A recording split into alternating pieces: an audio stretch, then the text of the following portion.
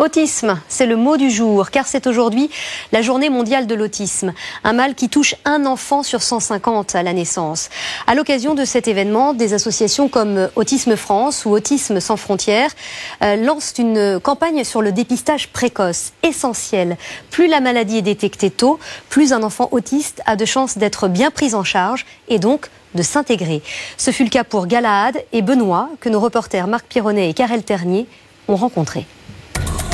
À 24 mois, Galahad développait déjà des symptômes. Crise de colère, regard fuyant, gestes répétés, des signes cliniques d'abord mal interprétés. On a considéré pendant un moment que probablement il s'agissait de peut-être d'hyperactivité parce qu'il était par voie de conséquence, un enfant qui ne tenait pas en place, il bougeait tout le temps, il jetait les objets. C'est d'autisme dont souffre Galahad, un autisme diagnostiqué lorsqu'il a 3 ans.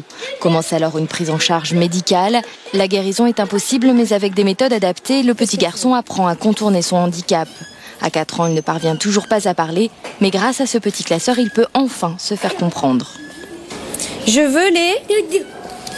Il a fait une petite phrase avec le je veux et l'objet désiré, donc les Scooby-Doo. C'est dans cet hôpital que Galahad a été diagnostiqué il y a 1 an. Depuis, ses progrès sont spectaculaires. Le fait de dépister précocement et de mettre en place des rééducations va permettre à ces enfants d'obtenir un outil de communication.